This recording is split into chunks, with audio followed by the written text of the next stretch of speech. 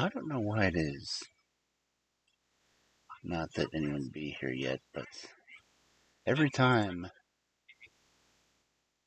and really, every time. Oh, wait, fix my mic.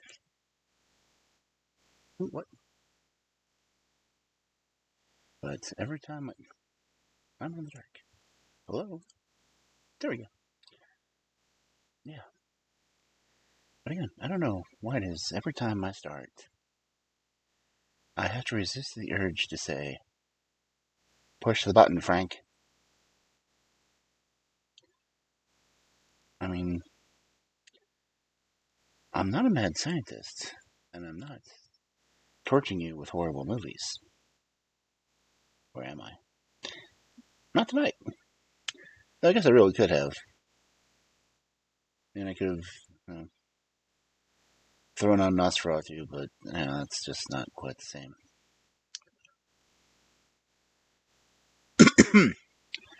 Besides, we're not reading Nosferatu, are we? That's an entirely different story. Nothing at all like the original. Well, give or take. But yeah, if you haven't figured out by the things I'm doing, we are going to continue with nice little bits and pieces of Victorian horror. And we're going to read Dracula. Dracula.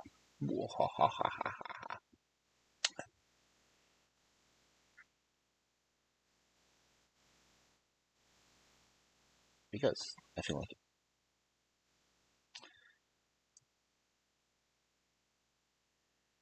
Let's see.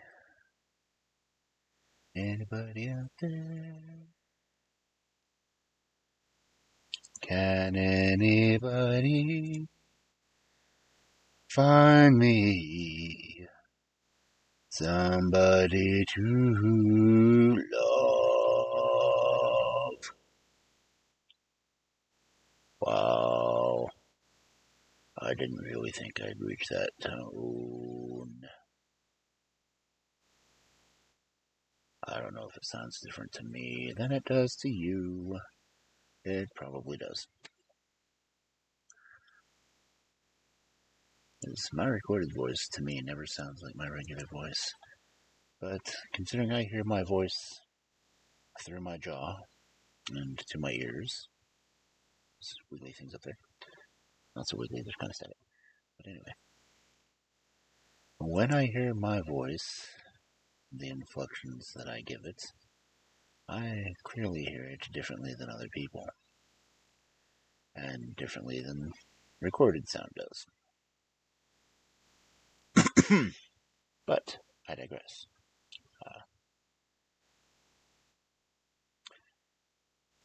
I wonder why my mouth never moves as much as I think it would. I mean, I've got it. Well, I have a big jaw. And enunciation is, well, got a big mouth. Ah. Yeah, things. I want. Wait. No, let me show the fangs. There's the fangs. Yeah, I have fangs. Not really fangs are canines, but, Ooh, who's here? Ah, wrong window open. Hey, guilty.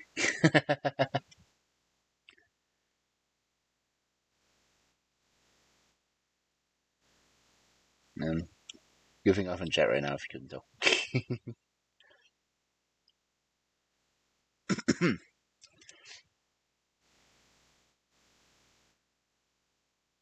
Oh, cool. Oh, it's fun to head into work. I haven't done that for a while.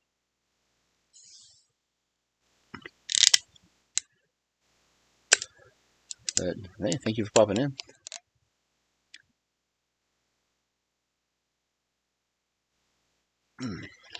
But I'm gonna have the VOD up on YouTube later, so if you want to listen to me reading Dracula, I may actually try to edit it down so it's more just a story as opposed to me rambling aimlessly beforehand.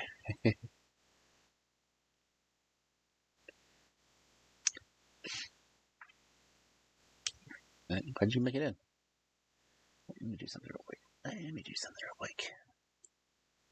If it'll let me.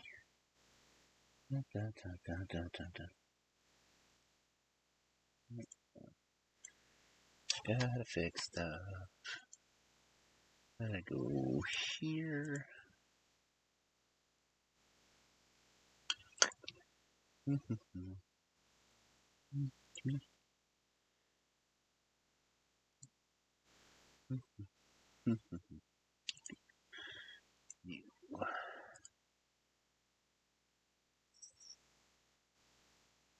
Hopes if I can spell.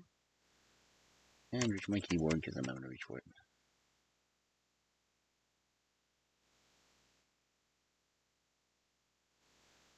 There we go. You know what? Have a badge.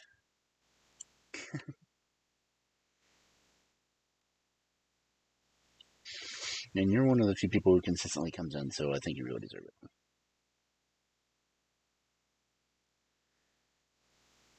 Oh, I thought I had an auto alert set for you. No, it doesn't look like Fosa's even clocked in yet.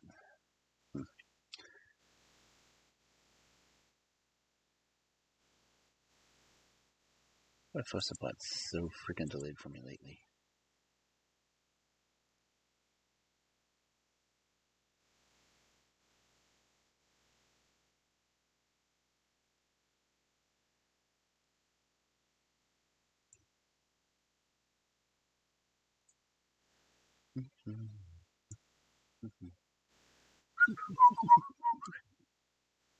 Let's see. Login.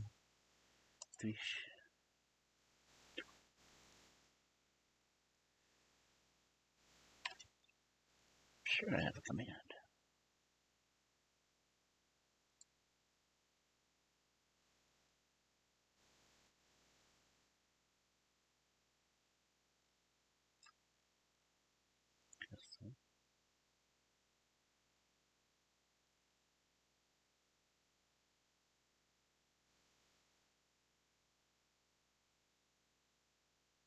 Huh.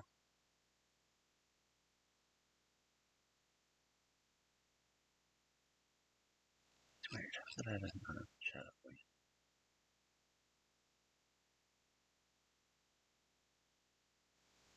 you. That's weird. I'll have to fix that later. But anyway, I hope you have a good night at work.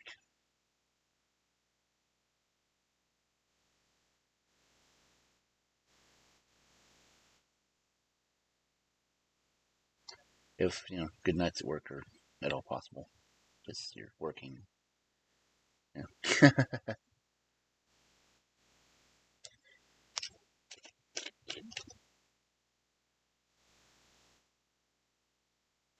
And I would see. I don't know. Do you have a reference sheet or anything that you would want to do for your character or anything?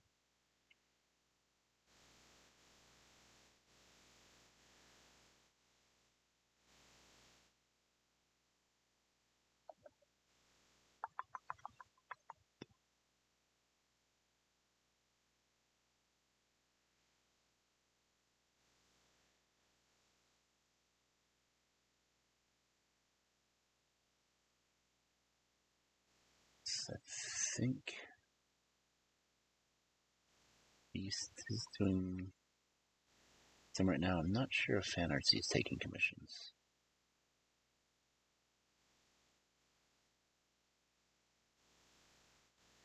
But if you got on one of them, you could go ahead and enter Duskwalker's raffle to see if you could even get a model made.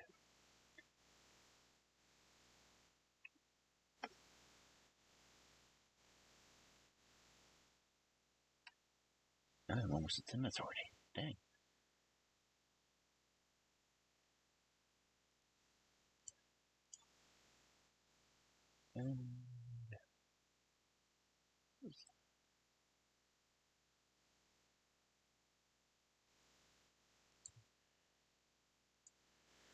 Anyway, I guess I should switch over to the. Yeah. Reading Dracula. Dracula.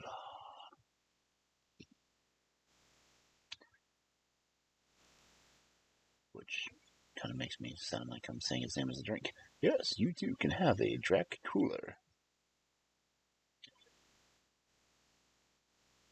It's blood orange, really.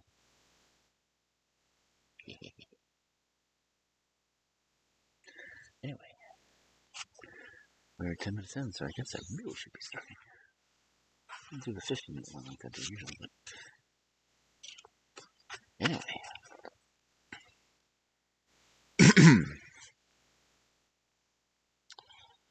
This does have kind of a disclaimer in the book, to be honest. It's my signal quote that I put up. But, how these papers have been placed in sequence will be made manifest in the reading of them.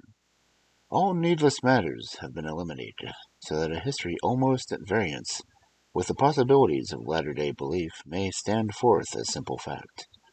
There is, throughout, no statement of past things wherein memory may err, for all the records chosen are exactly contemporary, given from the standpoints and within the range of knowledge of those who made them.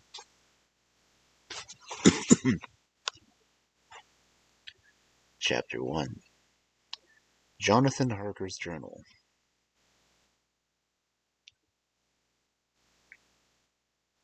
3rd of May, Bistritz.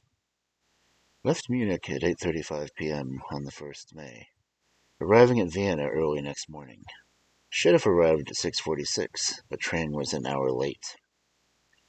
Budapest seems a wonderful place, from the glimpse which I got of it from the train, and the little I could walk through the streets.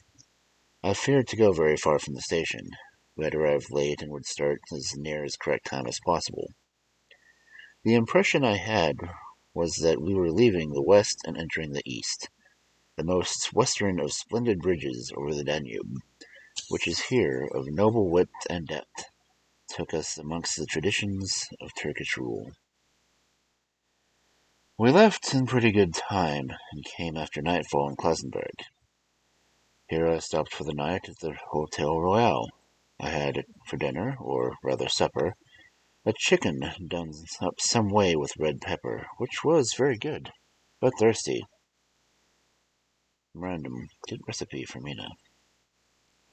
I asked the waiter, and he said it was called paprika bendel, and that it was a national dish.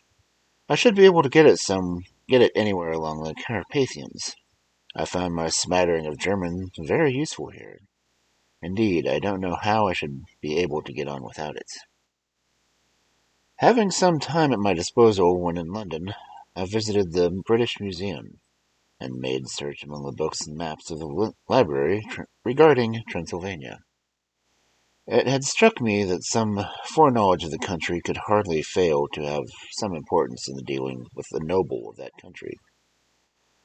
I find that the district he named is in the extreme east of the country, just on the borders of 3 states, Transylvania, Moldavia, and Bukovina, in the midst of the Carpathian Mountains, one of the wildest and least known portions of Europe. I was not able to light on any map or work giving the exact locality of Castle Dracula, as there are no maps of this country as yet to compare with our own Ordnance Survey's maps. But I found the Bistritz, the post town named by Count Dracula, is a fairly well-known place. I shall enter here some of my notes, as they may refresh my memory when I talk over my travels with Mina. The population of Transylvania, there are 4 distinct nationalities: Saxons in the south, and mixed with them are the Wallachs, who are the descendants of the Dacians, Magyars in the west, and the Skeksis in the east and north. I am going among the latter, whom claim to be descended from Attila and the Huns. They may be so, for when the Magyars conquered the country in the 11th century, they found the Huns settled in. I read that every known superstition in the world is gathered into a horseshoe of the Carpathians, as if it were the center of some sort of imaginative whirlpool. If so, my stay may be very interesting. I must ask the Count all about them. I did not sleep well, though my bed was comfortable enough, for I had all sorts of queer dreams. There was a dog howling all night under my window, which may have been something to do with it, or it may have been the paprika, for I had to drink up all the water in my carafe, and was still thirsty. Towards morning I slept and was awakened by the continuous knocking at my door, so I guess I must have been sleeping soundly then. I had for breakfast more paprika and a sort of porridge maize flour, which they had called mamalinga, and an eggplant stuffed with forcemeat, a very excellent dish, which they called impletata. Memory. Remind them of this. Ask for this recipe also. Yeah. I had to hurry breakfast, for the train started a little before 8, or rather it ought to have done so, for after rushing to the station at 7:30, I had to sit in the carriage for more than an hour before we began to move. It seems to me that the further east you go, the more unpunctual are the trains. What ought they to be in China? All day long we seemed to dawdle through the country, which was full of beauty of every kind. Sometimes we saw little towns or castles on top of steep hills, such as we see in the old missals.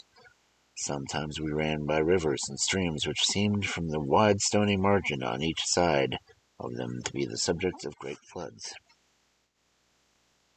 It takes a lot of water and running strong to sweep the outside edge of a river clear. At every station there were groups of people, sometimes crowds, and in all sorts of attire. Some of them were just like the peasants at home, or those I saw coming through France and Germany, with short jackets and round hats and homemade trousers. But others were very picturesque. The women looked pretty, except when they got near them, and they seemed to be very clumsy about the waist. They had a full white sleeves of some kind or other, and most of them had big belts with lots of strips of something fluttering from them like the dresses of a ballet, but of some coarse petticoats under them. The strangest figures we saw were the Slovaks, who were more barbarous than the rest, and their big cowboy hats, great baggy dirty white trousers, white linen shirts, and enormous heavy leather belts, nearly a foot wide, all studded over with brass nails.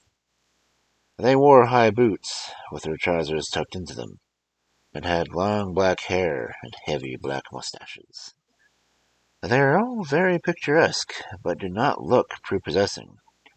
On the stage they would have been set down on the same old Oriental band of brigands. They are, however, I am told, very harmless and rather wanting in natural self-assertion. It was on the dark side of twilight when we got to Bistritz, which is a very interesting old place. Being practically on the frontier, for the Borgo Pass leads from it into Bukovina, it has a very stormy existence, and it certainly shows marks of it. 50 years ago, a series of great fires took place, which made terrible havoc of 5 separate occasions. At the very beginning of the 17th century, it underwent a siege of 3 weeks and lost 13,000 people, the casualties of war proper being assisted by famine and disease.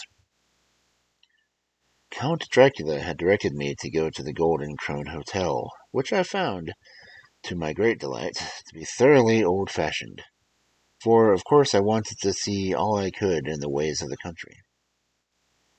I was evidently expected, for when I got near the door, I faced a cheery-looking elder woman in the usual peasant dress, white undergarment with long double apron, front and back, of colored stuff fitting almost too tightly for modesty.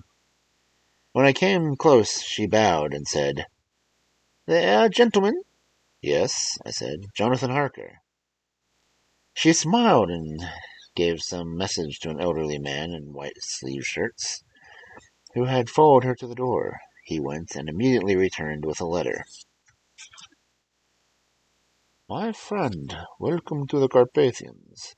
I am anxiously expecting you. Sleep well tonight. At 3 tomorrow, the diligence will start for Bolgavia. A place is kept for you. At Borgo Pass, my carriage will await you, and will bring you to me.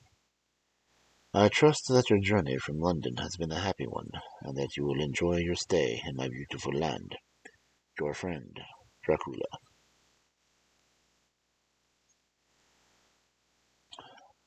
May 4th.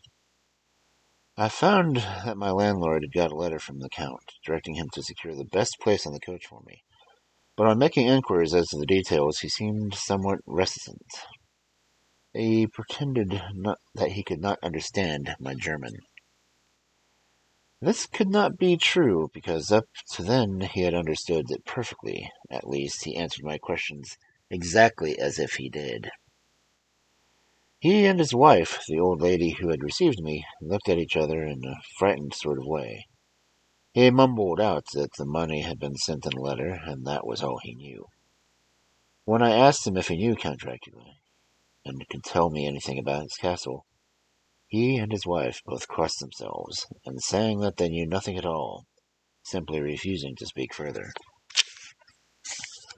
It was so near the time of starting that I had no time to ask anything else, for it was all very mysterious, and not by any means very comforting. Just before I was leaving, the old lady came up to my room and said in a very hysterical way, "Must you go? Oh, young Ed, must you go?" She was in such an excited state that she seemed to have lost her grip of what German she knew, and mixed it up with some other language which I did not know at all. I was just able to follow her by asking many questions. When I told her that I must go at once, and that I was engaged to important business, she asked again, "Do you know what day it is?"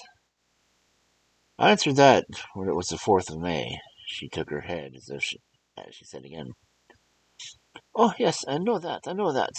But do you know what day it is?" On my saying that I did not understand, she went on. "It is the eve of St. George's Day. Do you not know what tonight is when the clock strikes midnight? All the evil things in the world will have full sway. Do you know where you are going, and what you are going to?" She was in such evident distress that I tried to comfort her, but without effect. Finally, she went down on her knees and implored me not to go, at least to wait a day or two before starting. It was very ridiculous, but I did not feel comfortable. However, there was business to be done, and I could allow nothing to interfere with it.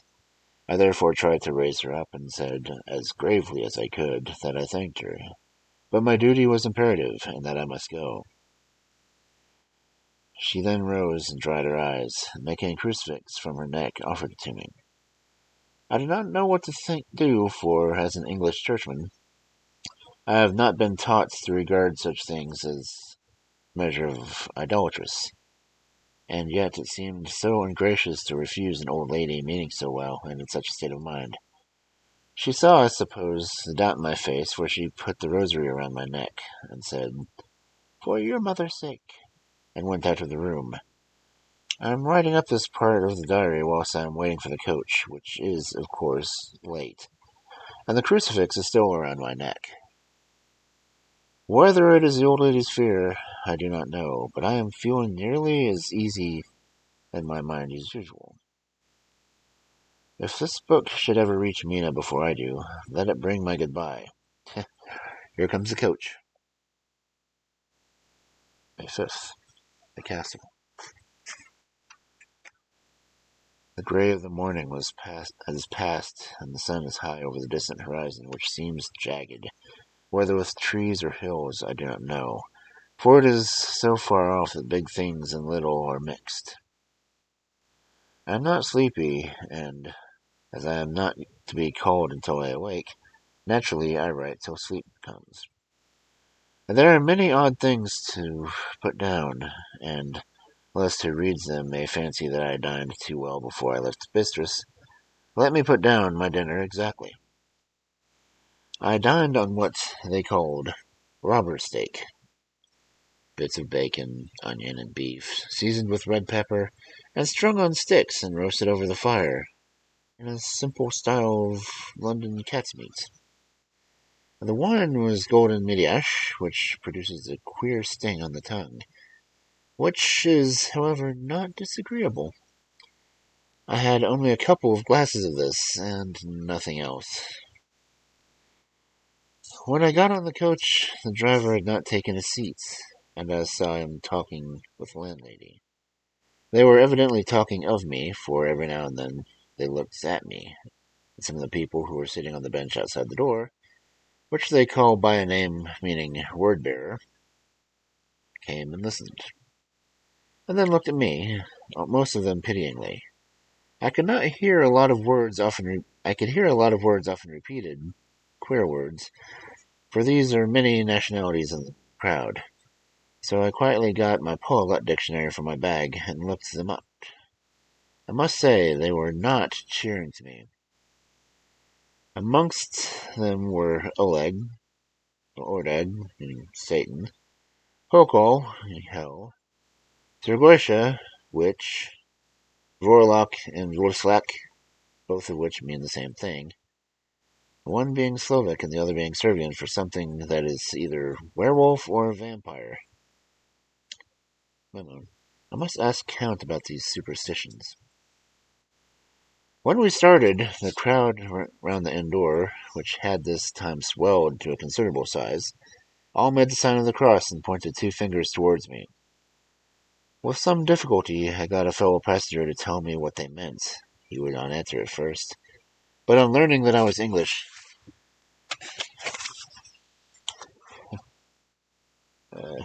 he explained to me that it was a charm or guard against the evil eye.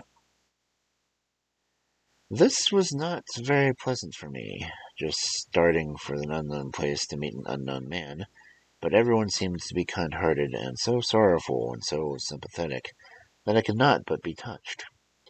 I shall never forget the last glimpse which I had of the inn-yard and the crowd of the picturesque figures, all crossing themselves, as they stood around a wide archway with its background of rich foliage of oleander and orange trees in green tubs clustered in the center of the yard.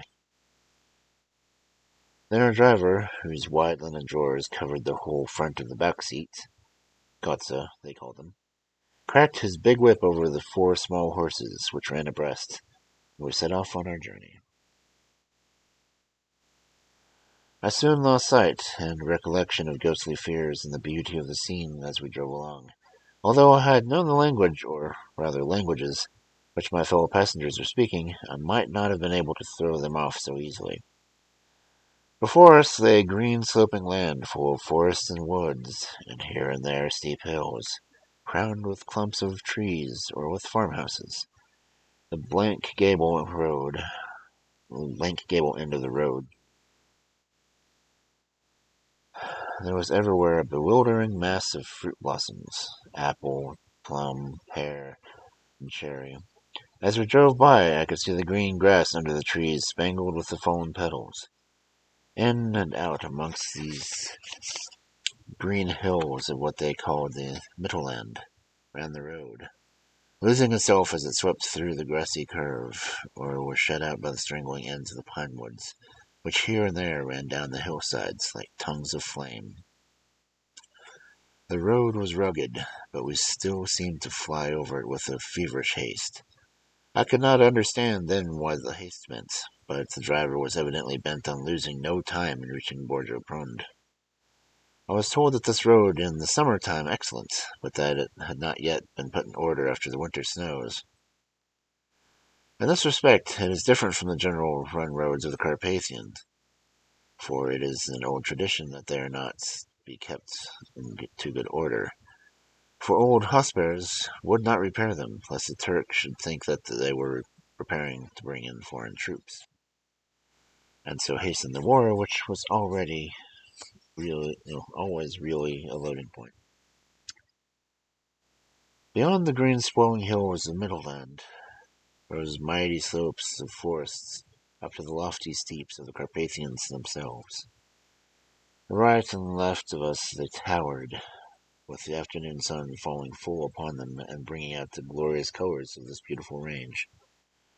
Deep blue and purple in the shadows of the peaks, green and brown where the grass and rock mingled, an endless perspective of jagged rock and pointed crags, till these were themselves lost in the distance, where the snowy peaks rose grandly. Here and there seemed mighty rifts in the mountains, through which, as the sun began to sink, we saw now again the white gleam of falling water. One of my companions touched my arm as we swept around the base of the hill and opened up the lofty snow-covered peak of the mountain, which seemed, as we wound on our serpentine way, to be right before us. "Look, Eatonzik, God's seat!" And he crossed himself reverently as we wound our endless way and the sun sank lower and lower behind us. The shadows of evening began to creep around us. This was emphasized by the fact that the snowy mountain top still held the sunsets. It seemed to glow out with a delicate, cool pink. Here and there we passed Essex and Slovics, all in picturesque attire, but I noticed that glitter was painfully prevalent. By the roadside were many crosses, and as we swept by, my companions all crossed themselves. Here and there was a peasant man or woman kneeling by the shrine, who did not even turn around as we approached. It seems in the self-surrender of devotion to have neither eyes nor ears for the outer world. There were many things new to me. For instance, hayricks in the trees here and there were beautiful masses of weeping birch, their white stems shining like silver through the delicate green of the leaves. Now and again we passed a little wagon, an ordinary peasant's cart, with its long snake-like vertebrae, calculated to suit the inequalities of the road. On this were sure to be seated quite a group of homecoming peasants, the Sezaks all in their white, and the Slovics with their colored sheepskins, the latter carrying lance fashion along their sleeves, with the axe at the end. As the evening fell, it began to get very cold, and the growing twilight seemed to merge into one dark mistiness. The gloom of the trees, oak, beech, and pine, though the valleys which ran deep between the spurs of the hills. As we ascended through a pass, the dark firs stood out here and there against the background of the late-lying snow. Sometimes, as the road was cut through the pine woods, it seemed the darkness to be closing down upon us. Great masses of grayness, which here and there bestrewed the trees, producing a peculiarly weird and solemn effect, which carried on the thoughts and grim fancies engendered earlier in the evening. The falling sunset threw the strange relief, the ghost-like clouds which amongst the Carpathians seemed to wind ceaselessly through the valleys. Sometimes the hill was so steep that, despite our driver's haste, the horses could only go slowly. I wished to get down and walk up them, as we do at home, but the driver would not hear it. "No, no," he said, "you must not walk here. The dogs are too fierce." And then he added, with what he evidently meant for a grim pleasantry, for he looked round to catch the approving smile of the rest, "And you have much enough such manners before you go to sleep." The only stop he would make was a moment's pause to light his lamps. When it grew dark, there seemed to be some excitement amongst the passengers, and they kept speaking to him, one after the other, as though urging him to further speed. He lashed the horses unmercifully with his long whip, and the wild cries of encouragement urged them on the further excursions. Then, through the darkness, I could see a sort of patch of gray light ahead of us, as though there were a cleft in the hills. The excitement of the passengers grew greater. The crazy coach rocked on its great leather springs and swayed like a boat tossed on a stormy sea. I had to hold on. The road grew more level as we appeared to fly along. The mountains seemed to come nearer to us on each side and to frown upon us. We were entering Borgo Pass. One by one, several of the passengers offered me gifts, which they pressed upon me with earnestness, which would take no denial. These were certainly an odd and very kind, but each was given in the sample of good faith, with a kindly word and a blessing, and with that strange mixture of fair-meaning movements which I had seen outside the hotel in Bistris. The sign of the cross, and the guard against the evil eye. Then, as we flew along, the driver leaned forward, and on each side the passengers craning over the edge of the coach peered eagerly into the darkness. It was evident that something very exciting was either happening or expected, but though I asked each passenger, no one would give me the slightest explanation. The state of excitement kept me on for some little time, and at last we saw before us the pass opening on the eastern side. There were dark, rolling clouds overhead, and in the air the heavy, oppressive sense of thunder. It seemed as though the mountain range had separated two atmospheres, and that now we had got to the thunderous one. I was now myself looking out for the conveyance which was to take me to the Count. Each moment I expected to see a glare of lamps through the blackness, but all was dark. The only light was the flickering rays of our own lamps, in which steam from our hard-driven horses rose like white clouds. We could now see the sandy road lying white before us. There was no sign of a vehicle. The passengers drew back with a sigh of gladness, which seemed to mock my own disappointment. I was already thinking what I had best do, when the driver, looking at his watch, said to the other something that I could hardly hear. It was spoken so quietly and so low a tone, I thought it was hour less than the time. Then turning to me, he said in German, worse than my own, "There is no carriage here. The air is not expected, after all. We will now come to the Bulgaria and return tomorrow or the next day. Better the next day." Whilst he was speaking, the horses began to neigh and snort and plunge wildly, so that the driver had to hold them up.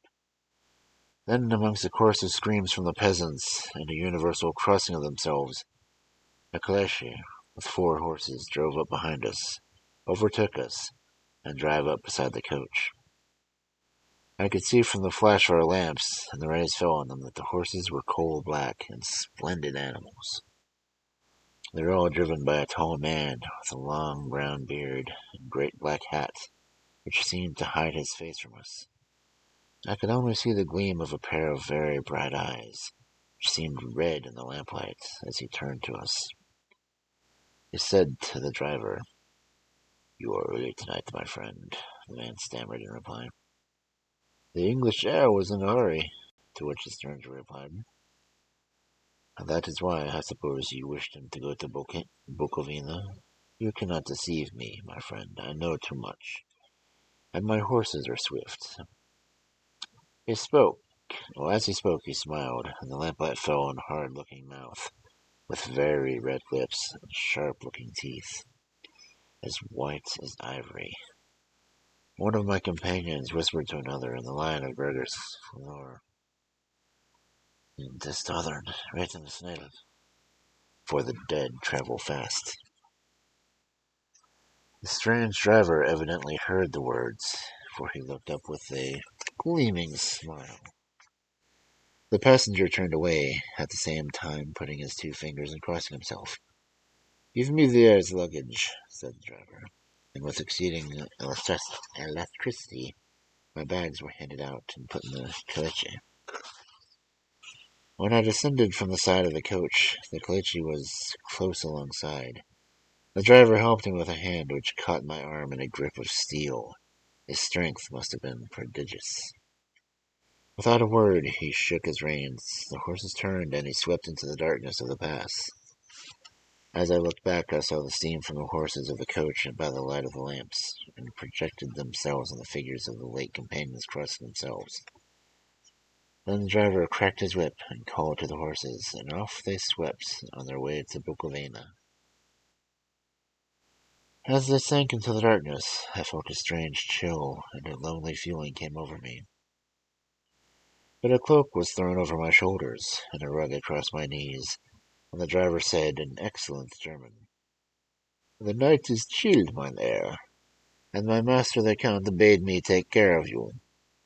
There is a flask of Slovitz, a plum brandy of the country, under the seat, if you should require it." I did not take any, but it was a comfort to know that it was there all the same. I felt a little strangely, and not a little frightened. I think, had there been any alternative, I should have taken it, instead of prosecuting that unknown night journey. The carriage went at a hard pace straight along. Then we made a complete turn and went along another straight road. It seemed to me that we were simply going over and over the same ground again, so I took note of some salient point and found that this was so. I would have liked to have been asked the driver what this all meant, but I really feared to do so, for I thought that, placed as I was, any protest would have had no effect in the case where there had been intention to delay. By and by, however, as I was curious to know what time was passing, I struck a match. By its flame looked at my watch. It was within a few minutes of midnight. This gave me a sort of shock, for I suppose the general superstition about midnight was increased by my recent experiences.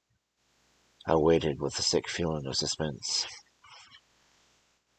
Then a dog began to howl somewhere in a farmhouse far down the road, a long, agonized wailing, as if from fear. The sound was taken up by another dog, and then another, and another, till borne on the wind which now sighed softly through the pass, a wild howling began, which seemed to come from all over the country, as far as the imagination could grasp it through the gloom of the night. At the first howl the horses began to strain and rear, but the drover spoke to them soothingly, and they quieted down, but shivered and sweated as though after a runaway from sudden fright. Then, far off in the distance, mountains on each side began louder and sharper howling, that of wolves, which affected both the horses and myself in the same way. Good point for a jump scare, Sam.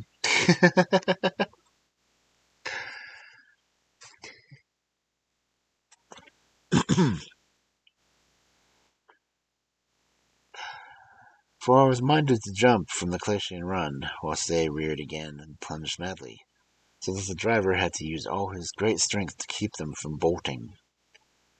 In a few minutes, however, my own ears got accustomed to the sound, and the horses so far became quiet that the driver was able to descend and to stand before them.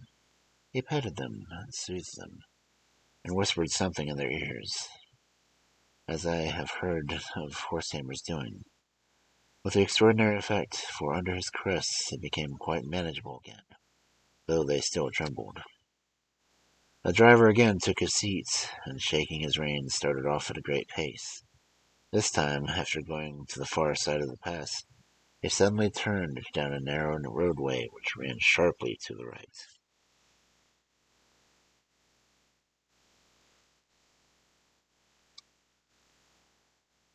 Soon we were hemmed with the trees, which in places arched right over the roadway till we passed through a tunnel. And again, great frowning rocks guarded us boldly on either side. Though we were in shelter, we could hear the rising wind, for it moaned and whistled through the rocks, and the branches of the trees crashed together as we swept along. It grew colder, and colder still, and fine powdery snow began to fall. so that soon we and all around us were covered with white blankets. The keen wind still carried the howling of the dogs, though it grew fainter as we went on our way. The baying of the wolves sounded nearer and nearer, as though we were closing around us from every side. I grew dreadfully afraid, and the horses shared my fear, but the driver was not in the least disturbed. He kept turning his head left to right, but I could not see anything through the darkness. Suddenly, away on our left, I saw a faint flickering blue flame. The driver saw it at the same moment. He at once checked the horses and, jumping to the ground, disappeared into the darkness. I did not know what to do, the less as the howling of the wolves drew closer. But while I wondered, the driver suddenly appeared. Without a word, took his seat, and we resumed our journey. I think I must have fallen asleep and kept dreaming of the incident, for it seemed to be repeated endlessly, and now, looking back, it is like a sort of awful nightmare. Once the flame appeared so near the road that even the darkness around us could not catch the driver's motions. He went rapidly toward the blue flame arose. It must have been very faint, for it did not seem to illumine the place anywhere around it. Gathering a few stones, formed them into some device. Once there appeared a strange optical effect when he stood between me and the flame, but did not obstruct it, for I could see its ghostly flicker all the same. This startled me, but as the effect was only momentary, I took it that my eyes deceived me in straining through the darkness. Then, for a time, there were no blue flames, and we sped onwards into the gloom, with the howling of the wolves around us, as though they were following in a moving circle. At last there came a time when the driver went further afield than he had yet gone, and during his absence the horses began to tremble worse than ever, and to snort and scream with fright. I could not see any cause for it, for the howling of the wolves had ceased altogether. But just then the moon, sailing through the black clouds, appeared behind the jagged crest of a beetling pine-clad rock, and by its light I saw around us a ring of wolves with white teeth and lolling red tongues, with long, sinewy limbs and shaggy hair. I was not there. It was not me. They were 100 times more terrible in the grim silence which held them than ever when they howled. For myself, I felt a sort of paralysis of fear. It is only when a man feels himself face to face with such horrors that he can understand their true import. All at once the wolves began to howl as though the moonlight had some peculiar effect on them. The horses jumped about and reared and looked helpless around with eyes that rolled in a painful way to see. But the living ring of terror encompassed them on every side, and they had perforce to remain within it. I called to the coachman to come, for it seemed to me that our only chance was to try to break out through the ring, and to aid his approach. I shouted and beat the side of the caleche, hoping that the noise would scare the wolves to the side, so that to give him a chance of reaching the trap. How he came there I know not, but I heard his voice raised in a tone of imperious command, and looking towards the sound, saw him stand in the roadway, as he swept his long arms through the brushing aside of the impalpable obstacle. The wolves fell back, and back further still. Just then a heavy cloud passed across the face of the moon, and there we were in the darkness once more. When I could see again, the driver was climbing on the caleche, and the wolves had disappeared. This was so strange and uncanny that a dreadful fear came upon me, and I was afraid to speak or move. The time seemed interminable as we swept on our way, now in almost complete darkness, for the rolling clouds obscured the moon. We kept on ascending, with occasional periods of quick descents, but the man always ascending.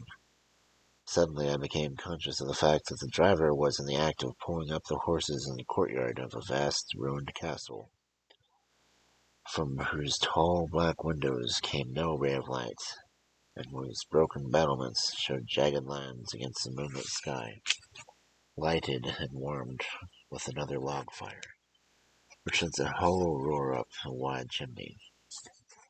The Count himself left my luggage inside and withdrew, saying, before he closed the door, "You will need, after your journey, to refresh yourself by making your toilet. I trust you will find all you wish. When you are ready, come into my other room, where you will find your supper prepared."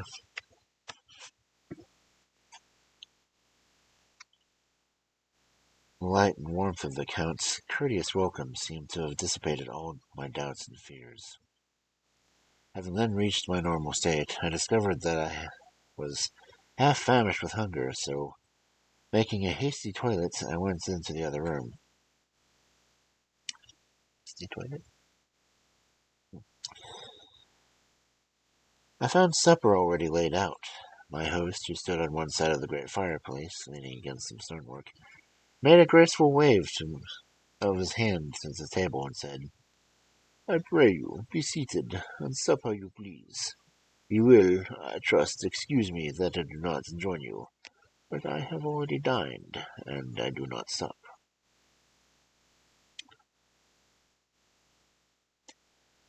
I handed to him the sealed letter which Mr. Hawkins had entrusted me.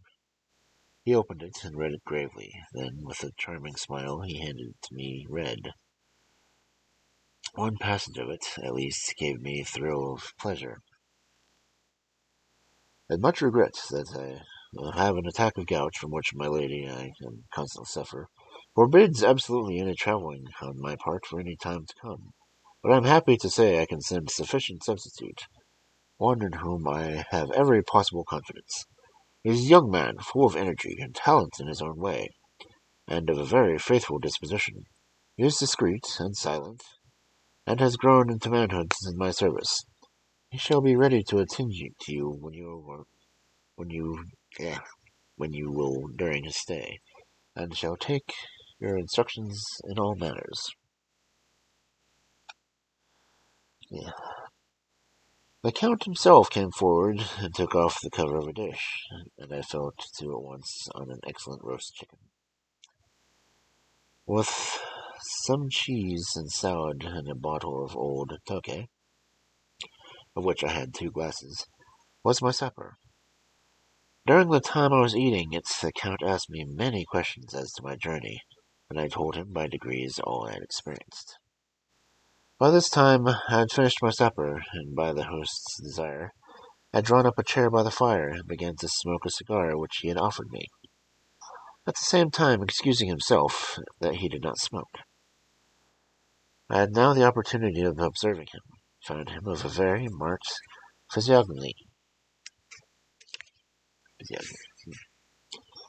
His face was strong, a very strong, aquiline, and very hybrid, thin nose, with peculiarly arched nostrils, with a lofty domed forehead, and hair growing scantily around the temples, but profusely elsewhere. His eyebrows were very massive, almost meeting over the nose, and with bushy hair that seemed to curl in its own profusion. The mouth, so far as I could see it under the heavy mustache, was fixed and rather cruel-looking, with the particularly sharp, white teeth. These protruded over his lips, whose remarkable readiness showed astonishing vitality in a man of his years. For the rest, his ears were pale, and at the tops extremely pointed. The chin was broad and strong, and the cheeks firm, though thin. The general effect was one of extraordinary pallor. Hitherto I had noticed the backs of his hands as they lay on his knees in the firelight, and they seemed rather white and fine, but seeing them close to me, I could not but notice that they were rather coarse, broad, with squat fingers. Strange to say, there were hairs in the center of his palms. The nails were long and fine, and cut to a sharp point. The Count leaned over me. His hand touched me. I could not repress a shudder. It may have been that his breath was rank, but a horrible feeling of nausea came to me, which, do what I would, I could not conceal. The Count, evidently noticing it, drew back, and with a grim sort of smile, which showed me more than he had done yet the protuberant teeth. He sat down again, and on his own side of the fireplace.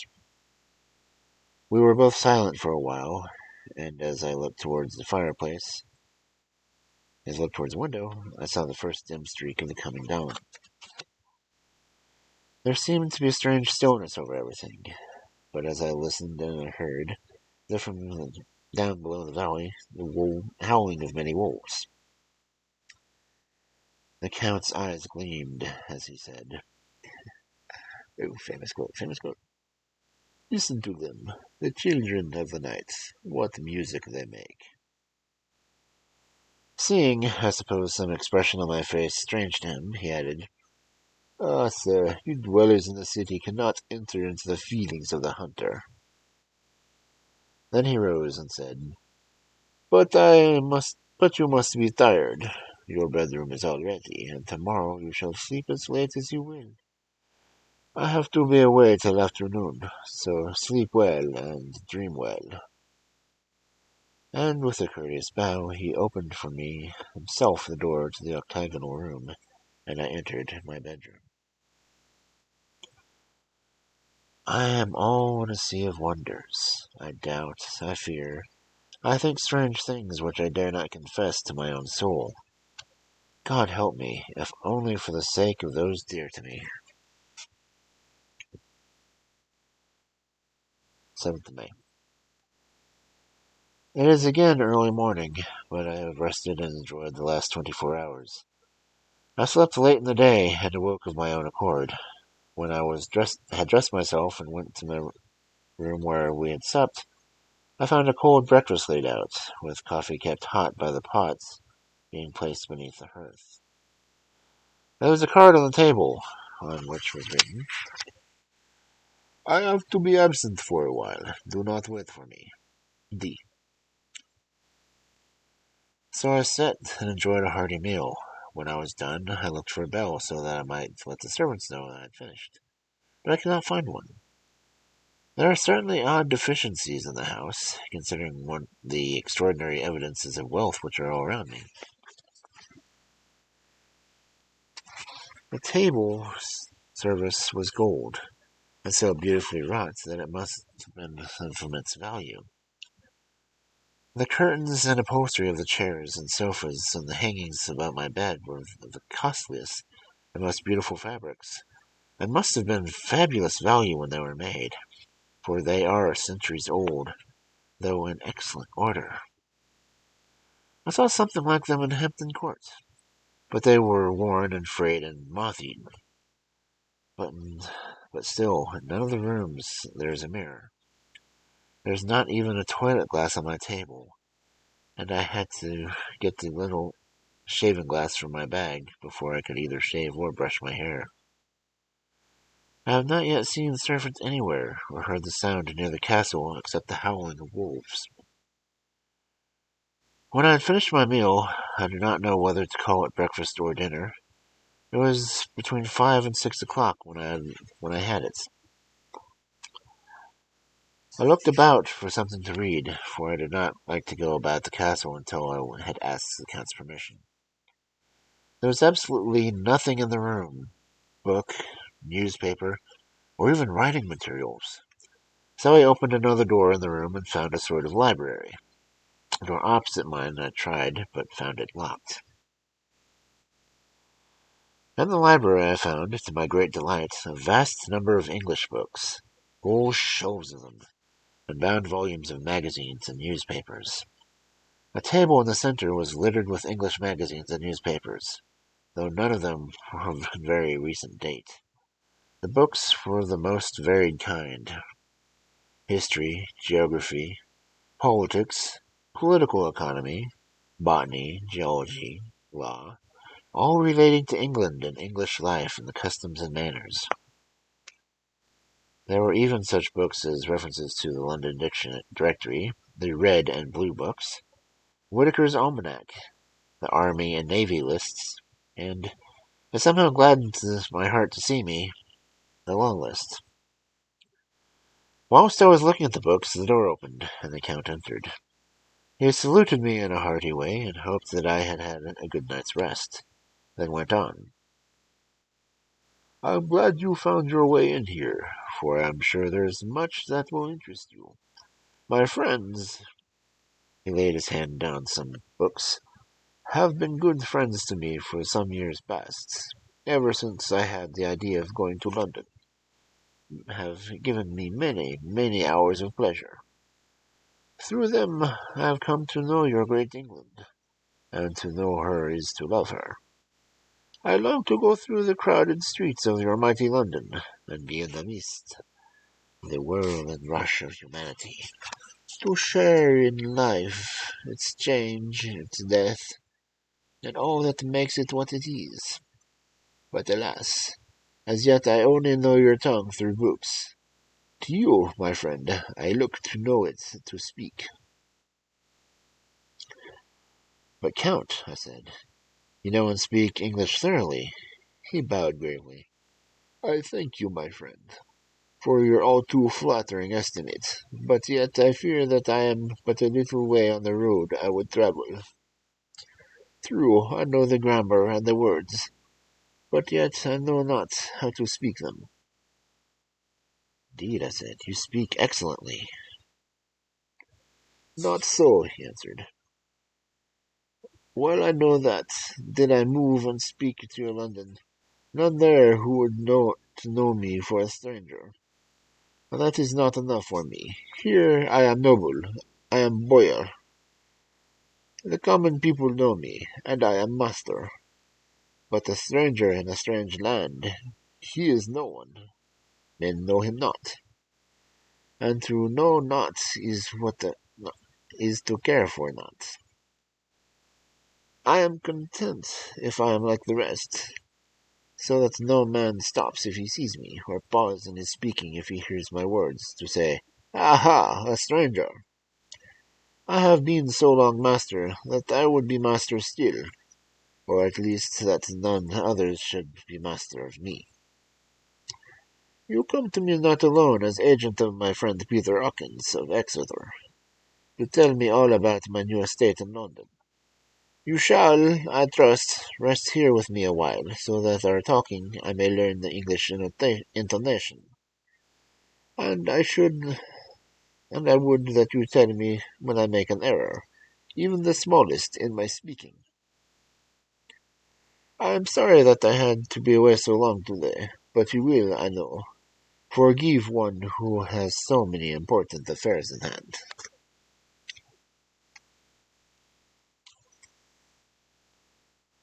Of course, I said I could all I could without being willing, and asked if I might come to the room when I close.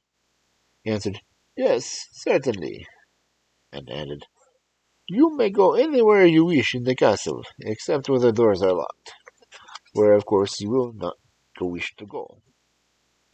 There is a reason all things are as they are, and did you see with my eyes and know with my knowledge, you would perhaps be understanding. I said I was sure of this, and then he went on. We are in Transylvania, and Transylvania is not England. Our ways are not your ways, and there shall be to you many strange things. There, from what you have told me of your experiences already, you know something of the strange things here may be. This led to much conversation, as it was evident that he wanted to talk, if only for talking's sake. I asked him many questions regarding things that had already happened to me on my way within my notice. Sometimes he sheered off the subject, or sometimes turned the conversation by pretending not to understand. But generally he answered all. I asked most frankly. Then, as time went on, and I had gotten somewhat bolder, I asked him of the strange things of the preceding night, for instance, why the coachman went to the places where we had seen the blue flames. Was it indeed true that they showed where gold was hidden? Then he explained to me that it was commonly believed that on a certain night of the year, last night, in fact, when all evil spirits are supposed to have unchecked sway, blue flame is seen over any place where treasure has been concealed. That treasure has been hidden, he went on, in the region through which they came last night. There can be of little doubt, for it is a ground fought over for centuries by the Wallachian, the Saxon, and the Turk. Why, there is hardly a foot of soil in this region that has not been enriched by the blood of men, patriots or invaders. In old days, there were stirring times when the Austrian and the Hungarian came up in hordes, and the patriots went out to meet them, men and women. The aged and the children, too, on waiting for their coming on the rocks before the passes, that they might sweep destruction over them with their artificial avalanches. When the invader was triumphant, he found but little, for whatever there had been sheltered in friendly soil. But how, said I, can it have been remained so long undiscovered? When there is a sure index of it, men will take for the trouble to look. The Count smiled, and his lips ran back over his gums. The long, sharp canine teeth showed out strangely. He answered, Because your peasant is at heart a coward and a fool. Those flames only appear on one night, and on that night no man of this land will, if he can help it, stir without his doors. And, dear sir, even if he did, he would not know what to do. Why, even the peasants that you tell me of who marked the place of the flame could not know where to look in daylight even for his own rock. You would not, I dare be sworn, be able to find these places again. You are right, I said. I know no more than the dead were even to look for them. Then we drifted into other matters. Come, he said at last, tell me of London, and of the house which you have procured for me. With an apology for my remissness, I went into my own room to get the papers from my bag. Whilst I was placing them in order, I heard the rattling of china and silver in the next room. As I had passed through, I noticed the table had been cleared and the lamp lit, for it was this time deep into the dark. The lamps were also lit in the study and library, where I found the Count lying on the sofa, reading, and all things of the world, an English Bradshaw's Guide. When I came in, he cleared the books and papers from the table, and with him I went into the plans and deeds and figures of all sorts. He was interested in everything. He asked me a myriad of questions of the place and its surroundings. He clearly had studied beforehand all he could get on the subject of the neighborhood, for he evidently at the end knew very much more than I did. When I remarked this, he answered, Well, but, my friend, is it not needful that I should? When I go there, I shall be all alone, and my friend Jonathan Harker, nay, pardon me, I fall into a country's habit of putting your patronymic first. My friend Jonathan Harker, will not be by my side to correct me and aid me. He will be in Exeter, miles away, probably working the papers of the law with my other friend, Peter Hawkins. So, I went thoroughly into the business of the purchase of the estate of Purfleet. When I had told him the facts and got his signature to the necessary papers, and had written a letter with them ready to post to Mr. Hawkins, he began to ask me how I had come across such a suitable place. I read him all the notes which I had made at the time, and which I inscribed here. At Purfleet, on a byroad, I came across such a place as seemed to be required, and where was displayed a dilapidated notice that the place was for sale. It was surrounded by a high wall of ancient structure, built by heavy stones, and has not been repaired for a large number of years. The closed gates were heavy, old oak, and iron, all eaten with rust. The estate is called Carfax, no doubt a corruption of the old Quarterface, as the house is four-sided, agreeing with the cardinal points of the compass. It contains all in some 20 acres, quite surrounded by the solid stone wall mentioned above. There are many trees on it, which make it places gloomy, and there is a deep, dark-looking pond, or small lake evidently fed by some springs, as the water is clear and flows away in several far-sized streams. The house is very large, and of all periods, back, I should say, to medieval times. For one part of it is stone immensely thick, with only a few windows high up and heavily barred with iron. It looks like part of a keep, and is close to an old chapel or church. I could not enter it, as I had not the key to the door leading from it to the house, but I have taken with my kodak views from its various points. The house has been added to, but in a strangling way, and I can only guess the amount of ground it covers, which must have been very great. There are but few homes close at hand, one being a very large house only recently added to, and formed a private lunatic asylum. It is not, however, visible from the grounds. When I had finished, he said, "I am glad that it is old and big. I myself am an old family, and to live in a new house would kill me. A house cannot be made habitable in a day, and after all, how few days go to make up a century. I rejoice also that there is no chapel of old times. We Transylvanian nobles love not to think that our bones may be amongst the common dead. I seek not gaiety nor mirth, not the bright voluptuousness of much sunshine and sparkling waters which please the young and gay. I am no longer young, and my heart, through many weary years of mourning over the dead, is not attuned to mirth. Moreover, the walls of my castle are broken, the shadows are many, and the wind breathes cold through the broken battlements and casements. I love the shade and the shadow, and would be alone with my thoughts when I may." Somehow his words and his look did not seem to accord, or else it was that he cast a face that made his smile look malignant and saturnine. Presently, with the excuse, he left me, asking me to put all the papers together. He was some little time away, and began to look at some books around me.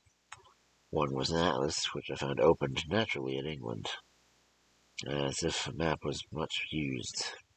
On looking at it, I found certain places with little ring markings, and on examining these, I noticed one was near London, on the east side, manifestly where his new estate was situated. The other two were Exeter and Whitby, on the Yorkshire coast. It was better part of an hour when the Count returned. "Aha!" he said. "Still at your books. Good.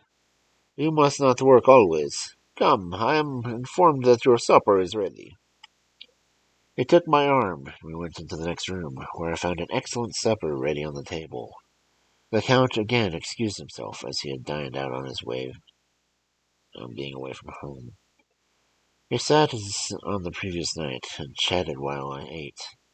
After supper, I smoked, as on the last evening, and the Count stayed with me, chatting and asking questions on every conceivable subject, hour after hour. I felt it was getting very late indeed, but I did not say anything, for I felt under obligation to meet my host's wishes in every way. I was not sleepy, as the long sleep yesterday had fortified me, but I could not help experiencing the chill which comes over one at the coming of the dawn, which is like, in its way, the turn of the tide.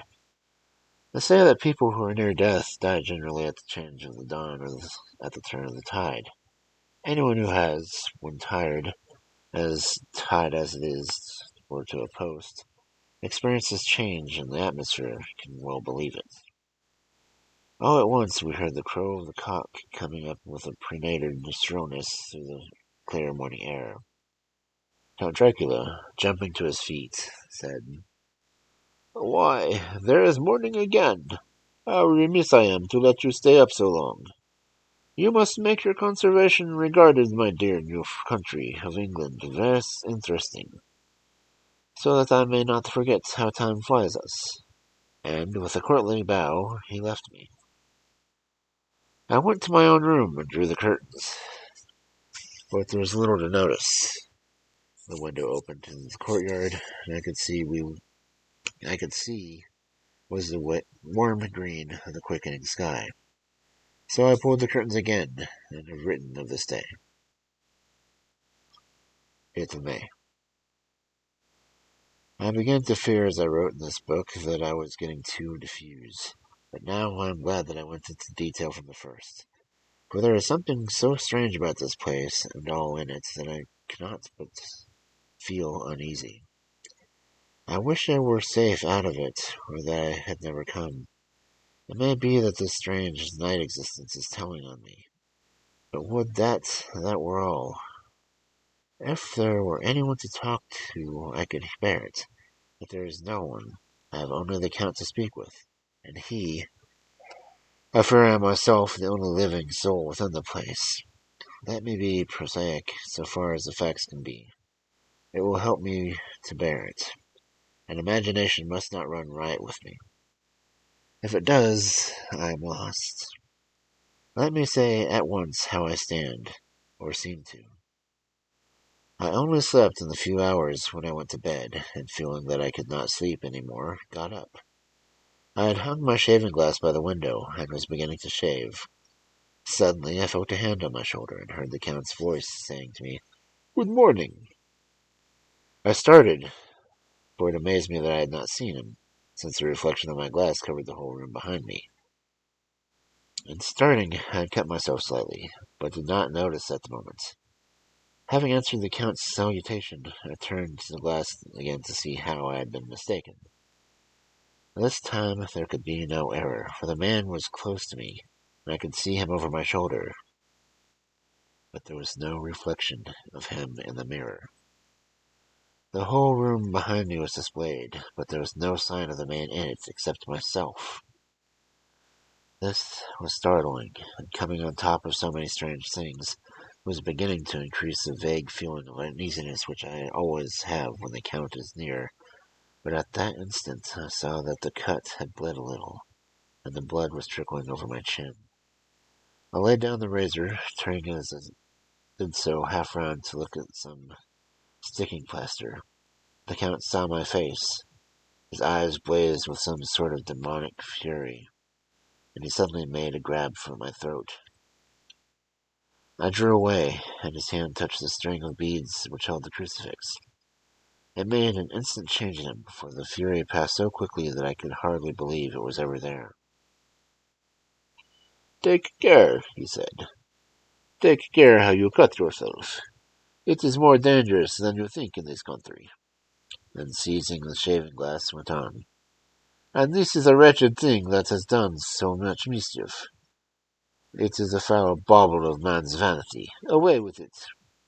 And opening the heavy window with one wrench of his terrible hand, he flung out the glass, which was shattered into 1,000 pieces on the stones of the courtyard far below. And then he withdrew without a word. It is very annoying, for I do not see how I am to shave, unless my watch case or the bottom of a shaving pot, which is fortunately of metal. When I went into the dining room, breakfast was prepared. I could not find the Count anywhere, so I breakfasted alone. It is strange that as yet I have not seen the Count eat or drink. He must be a very peculiar man. After breakfast I did a little exploring in the castle. I went out on the stairs and found a room looking towards the south. The view was magnificent, and from where I stood there was every opportunity of seeing it. The castle was on the very edge of a terrible precipice. A stone falling from the window could fall 1,000 feet without touching anything. As far as the eye can reach is a green sea of treetops, occasionally a deep rift where there is a chasm. Here and there are silver threads where the rivers wind in deep gorges through the forests. But I am not in heart to describe beauty, for when I had seen the view, I explored further. Doors and doors everywhere, all locked and bolted. In no place save from the windows of the castle is there an available exit. The castle is a veritable prison. I, a prisoner. Chapter 3. Jonathan Harker's Journal. Continued. When I found that I was prisoner of a sort of wide feeling came over me. I rushed up and down the stairs, trying every door and peering out every window I could find. But after a little the conviction of my helplessness overpowered all other things. When I look back after a few hours, I think I must have been mad for the time, for I behaved as much as a rat does in a trap. When, however, the conviction had come to me that I was helpless, I sat down quietly, as quietly as I ever done anything in my life, and began to think over what was the best to be done. I'm thinking still, and as yet have come up to no definite conclusion. Of course, only I am certain that there is no making my ideas known to the Count.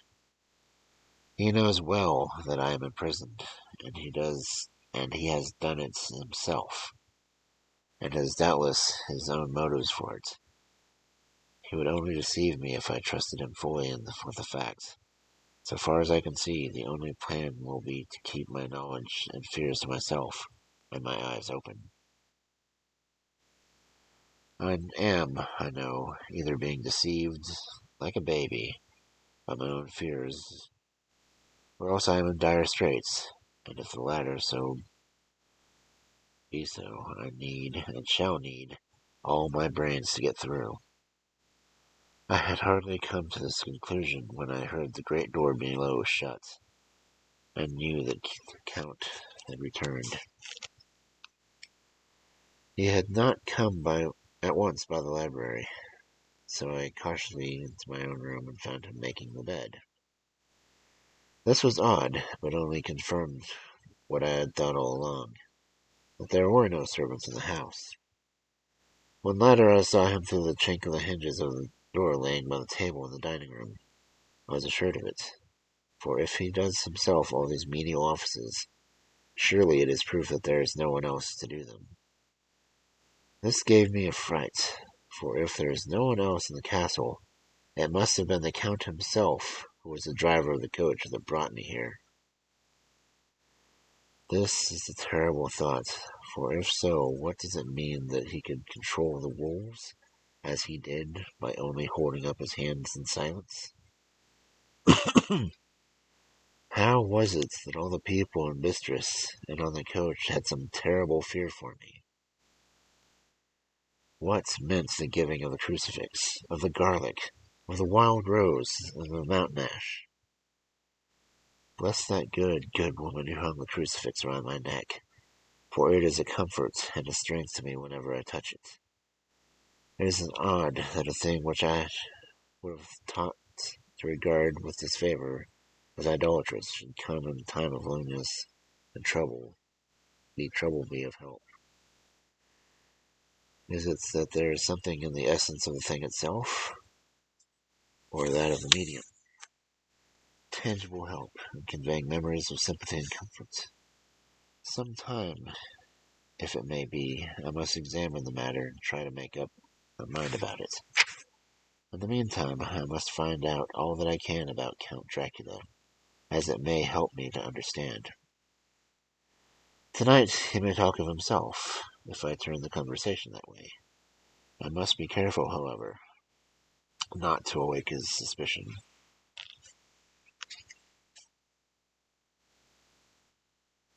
Midnight.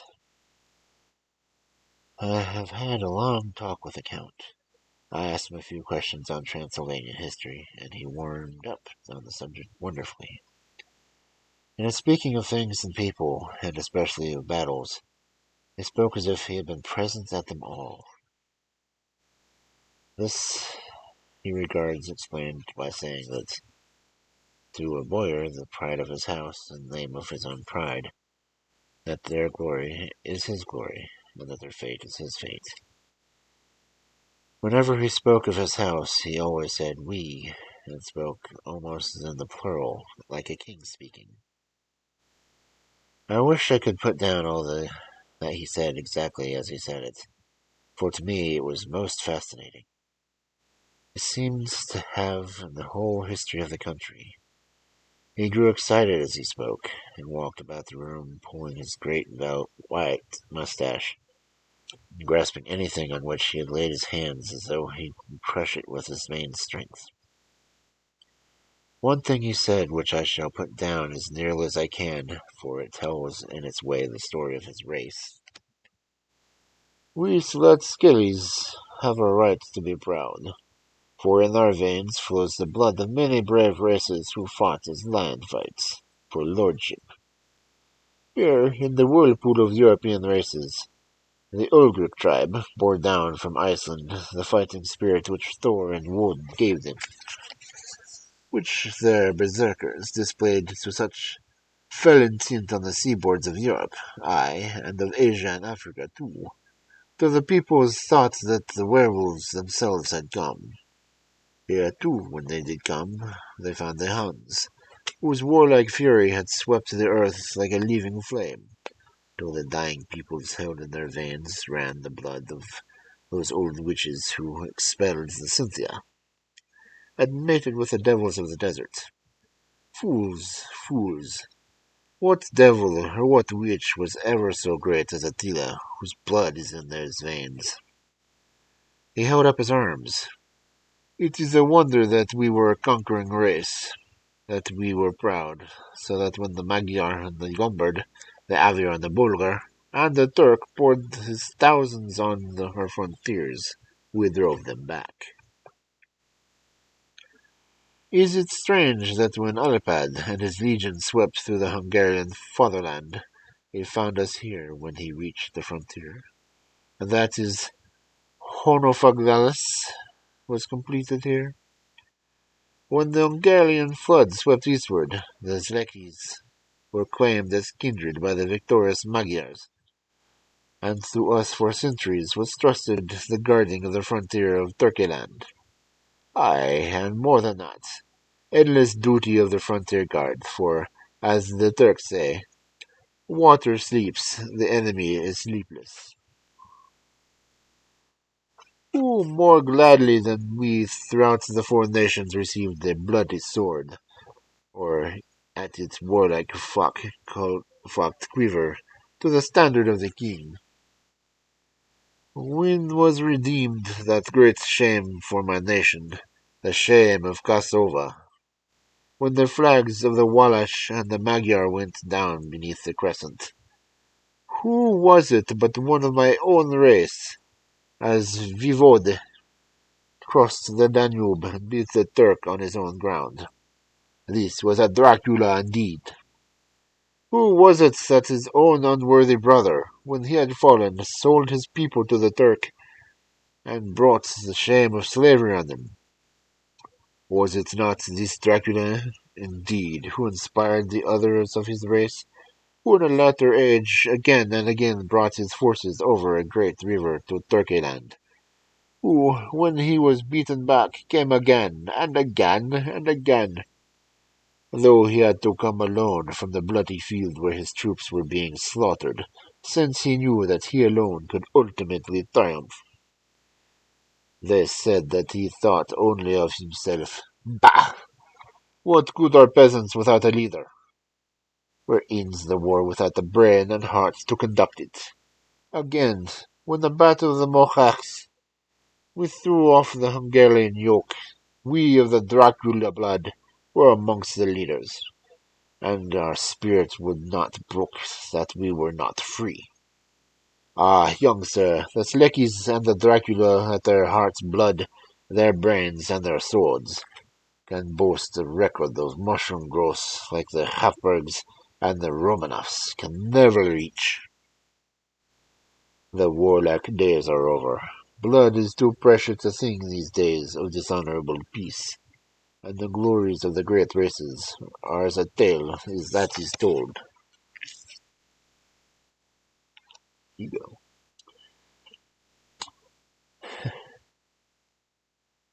It was by this time close on morning, and we went to bed. Memo. This diary seems horribly like the beginning of the Arabian Nights, for everything has to break off at cockcrow, or like the ghost of Hamlet's father.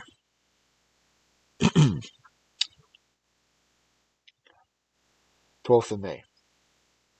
Let me begin with facts. Bare, meager facts, verified by books and figures, and of which there can be no doubt. I must not confuse them with experience which will have to rest on my own observation, or my memory of them. Last evening, when the Count came from his room, he began asking me questions on legal matters, and on doing certain kinds of business. I had spent the day wearily over books, and simply to keep my mind occupied, went over some matters I had examined at the Lincoln's Inn. There was a certain method in the Count's inquiries, so I shall try to put them in sequence. The knowledge may somehow or some time be useful to me. First, he asked me if a man in England might have 2 solicitors, or more. I told him he might have a dozen if he wished, but that it would not be wise to have more than 1 solicitor engaged in one transaction, as only one could act at a time, and that the change would certainly be militant against his interests.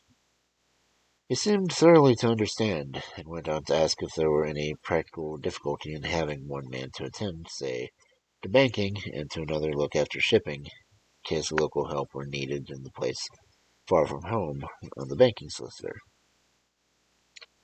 I asked him to explain more fully, so that I might not, by perchance, mislead him. So he said, I shall illustrate. Your friend and mine, Mr. Peter Hawkins, from under the shadow of your beautiful cathedral in Exeter, which is far from London, buys for me through your good self my place in London. Good. Now here let me say frankly, lest you should think it strange that I have sought the services of one so far from London, instead of someone resident here, that my motive was no local interest might be served to save my wish only, and as one of London resident might, perhaps, have some purpose of himself to friend or to serve. I went thus afield to seek my agent, whose labour should only be of my interest. Now, I suppose who suppose I, who have much affairs, wish to ship goods, say to Newcastle, or Durham, or Harwich, or Dover. Might it not be that it could be much more eased by consigning one to these ports? I answered that certainly it would be most easy, but that solicitors had a system of agency one way or another, so that local work could be done locally on instruction by any solicitor, so that the client, simply placing himself in the hands of one man, could have his wishes carried out by him without further trouble.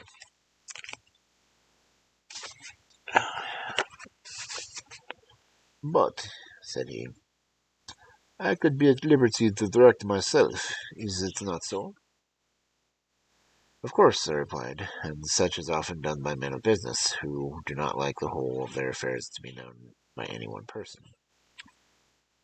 Good, said he, and then he went on to ask about the means of making consignments, with the forms to be gone through, and of all sorts of difficulties which might arise. But my forethought could be guarded against. I explained all these things to him to the best of my ability, and he certainly left me under the impression that he would have made a wonderful solicitor, for there was nothing that he did not think of or foresee. For a man who was never in the country, and who did not evidently do much in the way of business, his knowledge and acumen were wonderful. When he had satisfied himself on these points of which he had spoken, and I had verified as well as I could by the books available, he suddenly stood up and said, Have you written since your first letter to your friend, Mr. Peter Hawkins, or to any other? It was with some bitterness in my heart that I answered that I had not, that as yet I had not seen any opportunity of sending letters to anyone. Then you should write now, my young friend, he said, laying a heavy hand on my shoulder. Write to your friend and to any other, and say, if it will please you, that you shall stay with me another month from now. Do you wish me to stay so long? I asked, for my heart grew cold at the thought. I desire it much. Nay, I will take no refusal. When your master or employer, what you will, engaged that someone should come on his behalf, it was understood that my needs only were to be consulted. I have not stinted, is that so? What could I do but bow acceptance? It was Mr. Hawkins' interests, not mine, and I had to think of him, not myself. And besides, while Count Dracula was speaking, there was in his eyes and in his bearing which made me remember that I was a prisoner, and if I wished it I could have no choice. The Count saw his victory in my bow, and his mastery of the troubles in my face, for he began at once to use them, but in his own smooth, resistless way. I pray you, my good young friend, that you will not discourse things other than business in your letters.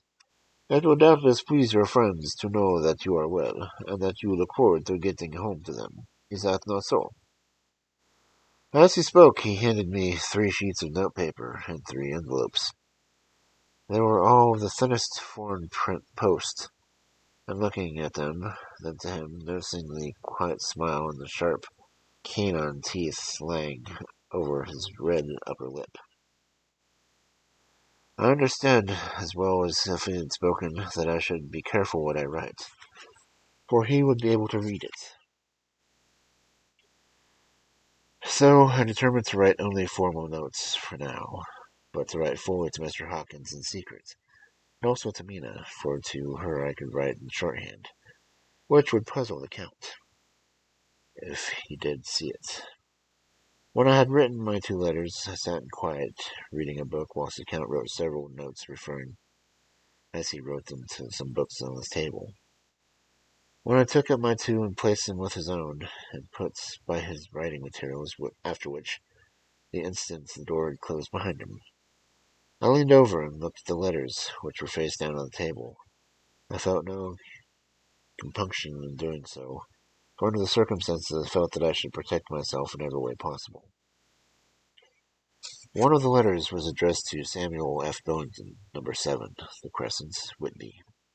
Another to Eyre Lautner, Varna, and the third to Cousinkill, London. And the fourth was to Heron Klopstock, and Bilderthunkers, Budapest. The second and fourth were unsealed, and I was about to look at them when I saw the door handle move. I sank back in my seat, having just time to replace the letters as they had been, and resume my book before the Count, holding still another letter in his hand, entered the room. He took up the letters on the table and stamped them carefully, and then, turning to me, said, I trust you will forgive me, but I have much work to do in private this evening. You will, I hope, find all things as you wish. And the door turned, and a moment after his pause, let me advise you, my dearly young friend, nay, let me warn you with all seriousness, that should you leave these rooms, you will not by any chance go to sleep in any other part of the castle. It is old, and has many memories, and there are bad dreams for those who sleep unwisely. Be warned. Should sleep now or ever overcome you, or be like to do so, and then haste to your own chamber or to these rooms, for your rest will be then safe. If you be not careful in this respect, then... He finished his speech in a gruesome way, for he mentioned with his hands, as if he were washing them. I quite understood. My only doubt was to whether any dream could be more terrible than the unnatural, horrible net of gloom and misery which seemed closing around me. Later. I endorsed the last words written, but this time there with no doubt and question. I shall not fear to sleep in any place where he is not. I have placed a crucifix over the head of my bed. I imagine that my rest is thus freer from dreams, and there it shall remain. When he left me, and I went to my room. After a little while, not hearing any sound, I came out, and I went up some stone stairs to take a look towards the south. There was some sense of freedom in that vast expanse, inaccessible though it was to me, as compared to the narrower, ill-spent, accessible courtyards of darkness. Looking out on this, I felt that I was indeed in a prison, and I seemed to want a breath of fresh air, though it were of the night. I am beginning to feel this nocturnal existence telling me. It is destroying my nerve. I start at my own shadow, and am full of all sorts of horrible imaginings. God knows that there is ground for any terrible fear in this accursed place. I looked out over the beautiful expanse, bathed in the soft yellow moonlight, till it was almost as light as day. The soft light as the distant hills became melted, and the shadows in the valleys and the gorges of velvety blackness. The mere beauty seemed to cheer me. There was a peace and comfort in every breath I drew. As I leaned from the window, my eye was caught by something moving a story below me, and somewhat to my left. Or I imagined, from the light of the rooms and the windows of the Count's room, would not look out. The window at which I stood was tall and deep, stone-mullioned, and, though weather-worn, was still complete. But it was evidently many a day since the case had been there. I drew back behind the stonework and looked carefully out. What I saw was the Count's head coming out from the window. I did not see the face, but I knew the man by the neck and the movement of his back and arms. In any case, I could not mistake the hands which had so many opportunities in studying. I was at first interested and somewhat amused, for it is wonderful how small a matter of interest can amuse a man when he is a prisoner. But my very feelings changed to repulsion and terror when I saw the whole man emerge from the window and begin to crawl down the side of the castle, in dreadful abyss, face down, with his cloak spreading out over him with great wings. At first, I could not believe my eyes. I thought it was some trick of the moonlight or some weird effect of shadow, but I kept looking, and it could be no delusion. I saw the fingers and toes grasp the corners of the stones, worn clear from the mortar from the stress of years, and by thus using every projection and inequality moved downwards with considerable speed, just as a lizard moves along a wall. What manner of man is this? Or what manner of creature is it that the semblance of man? I feel the dread of this horrible place overpowering me. I am in fear, an awful fear, and there is no escape for me. I am encompassed with terrors that I dare not think of. 15th of May. Once more I have seen the Count go out in his lizard fashion. He moved downwards in a sidelong way, some 100 feet down, and a good deal to the left. He had vanished into some hole or window. When his head had disappeared, I leaned out to try and see more, with no avail. The distance was too great to allow a proper angle of sight. I knew he had left the castle now, and no use of opportunity to explore more than I had dared to as of yet. I went back to the room, and taking the lamp, tried all the doors. They were all locked as I had expected, and the locks were comparatively new. But I went down the stone stairs to the hall where I had entered originally. I found I could pull back the bolts easily enough and unhook the great chains, but the door was locked, and the key was gone. That key must be in the Count's room. I must watch his door be unlocked, so that I may get in and escape. I went to make a thorough examination of the various stairs and passages, to try doors that opened from them. One or two small rooms near the hall were open, but there was nothing to be seen in them except old furniture, dusty with age and moth-eaten. At last, however, I found one door at the top of the stairway, which, though it must be locked, though it seemed to be locked, gave under a little pressure. I tried harder, and found that it was not really locked, but the resistance came from the fact that the hinges had somewhat fallen, and the heavy door rested on the floor. There was an opportunity which I must not have again, so I exerted myself, and with many efforts forced it back so that I could enter. I was now in the wing of a castle further to the right than the rooms I knew, and a lower story down. From the windows I could see the entire suite of rooms that lay along the south of the castle, the windows of the end room looking both west and south.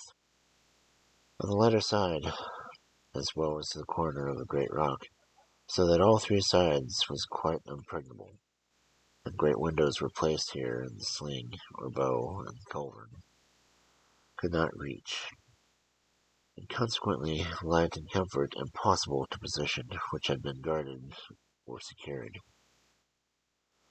To the west was a great valley, and then, rising far away, great jagged mountain fastnesses, rising peak on peak, the sheer rock studded with mountain ash and thorn, whose roots clung to the cracks and crevices and crannies of the stone.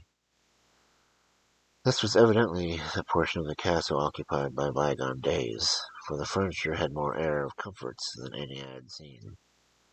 The windows were curtainless, and the yellow moonlight, flooding through the diamond panes, enabled one to see even colors, whilst it softened the wealth of dust which lay over all, and disguised in some measure the ravages of time or the moth. My lamp seemed to be of little effect in the brilliant moonlight, but I was glad to have it with me, for there was a dread loneliness in the place which chilled my heart and made my nerves tremble. Still, it was better than living alone in the rooms which I had come to hate from the presence of the Count, and after trying a little to soothe my nerves, I found a soft quietude come over me. Here I am, sitting at a little oak table, where the old times possibly of some fair lady sat to pen, which much thought and many blushes, her ill-spent love letter, and writing in my diary in shorthand all that was happened since I closed it last. It is the 19th century, up to date with a vengeance, and yet, unless my senses deceive me, the old centuries had and have powers of their own which mere modernity cannot kill. Later, the morning of the 16th of May. God preserve my sanity, for to do this I am reduced. Safety and the assurance of safety are things of the past. Whilst I live on here, there is but one thing for hope for, that I may not go mad, if indeed I be not mad already. If I be sane, then surely it is maddening to think that of all the foul things that lurk in this hateful place the Count is the least dreadful to me. That to him alone I can look for safety, even though this be only whilst I can serve his purpose. Great God, merciful God, let me be calm, for out of that way lies madness indeed. I begin to get new lights on certain things which have puzzled me. Up to now, I never quite knew what Shakespeare meant when he made Hamlet say, "My tablets, quick, my tablets! It is meet that I put it down," etc. For now, feeling that as though my own brain were unhinged, as if the shock had come which must end in my undoing, I turned to my diary for repose. The habit of entering accurately must help me soothe. The Count's mysterious warnings frightened me at the time. It frightens me more now that I think of it, for the furniture he has is a fearful hold upon me. I shall fear it doubts what he may say. When I had written in my diary, and fortunately replaced the book and pen in my pockets, I felt sleepy. The Count's warnings came into my mind, but I took pleasure in disobeying it. The sense of sleep was upon me, and with some obstinacy which sleep brings an outrider, The soft moonlight soothed, and the wide expanse without gave a sense of freedom which refreshed me.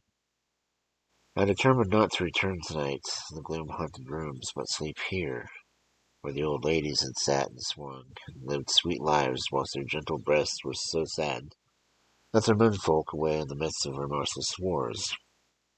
I drew a great couch from its place in the corner, so that, as I lay, I could look at the lovely view to the east and the south, and unthinking of and uncaring for the dust, I composed myself for sleep. I suppose I must have fallen asleep. I hope so. But I fear, for all that followed was startlingly real, so real that now, sitting here in the broad, full sunlight of the morning, I cannot in the least believe that it was all was sleep. I was not alone. The room was the same, unchanged in a way that since I came into it. I could see along the floor, in the bright, brilliant moonlight, my own footsteps marked where I disturbed the long accumulation of dust. In the moonlight opposite me, there were three young women, ladies by their dress and manner. I thought at the time I must be dreaming when I saw them, for though the moonlight was behind them, they threw no shadow on the floor. They came close to me and looked at me for some time, then whispered together. Two were dark and had high aquiline noses, like the Count, and great dark piercing eyes that seemed almost red when contrasted to the pale yellow moon. The other was fair, as fair can be, with great wavy masses of golden hair, eyes like pale sapphires. Seemed somehow to know her face, to know it was a connection with some dreamy fear, but I could not recollect at the moment how or where. All three had brilliant white teeth that shone like pearls against the ruby of their voluptuous lips. There was something about them that made me uneasy, some longing, and some at the same time some deadly fear. I felt in my heart a wicked, burning desire that they would kiss me with those red lips. It was not good to note this down, lest some day it should meet Mina's eyes and cause her pain, but it is the truth. They whispered together, and then they all three laughed. Such a silvery, musical laugh, but as hard as though the sound never could have come through such soft human lips. It was like the intolerable, tingling sweetness of water glasses when played by a cunning hand. The fair girl shook her head hawkishly, then the other two urged her on. One said, Go on, you're the first. We shall follow. Yours is the right to begin. The other added, Is young and strong. There are kisses for us all. I lay quietly, looking out under my eyelashes in the agony of delightful anticipation. The fair girl advanced and bent over me till I could feel the movement of her breath on me. Sweet it was in one sense, honey sweet, sent the same tingling through the nerves as her voice, but with a bitter underlying, a sweet, bitter offensiveness, as one smells in blood. I was afraid to raise my eyelids, but looked out and saw perfectly under the lashes. The fair girl went on her knees and bent over me, fairly gloating.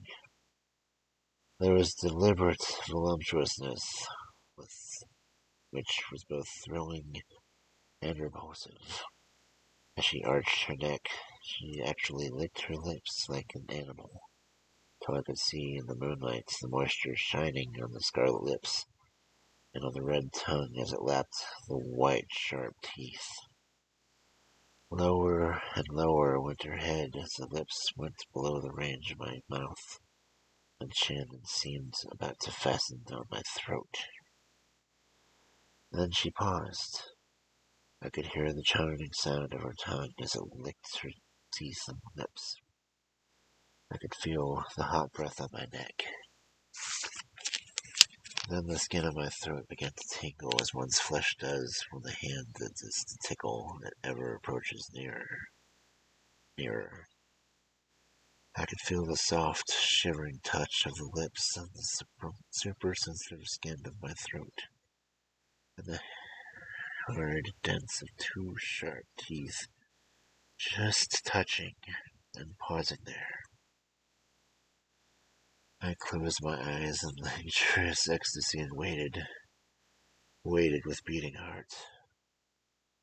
But at that instant, another sensation swept through me as quick as lightning.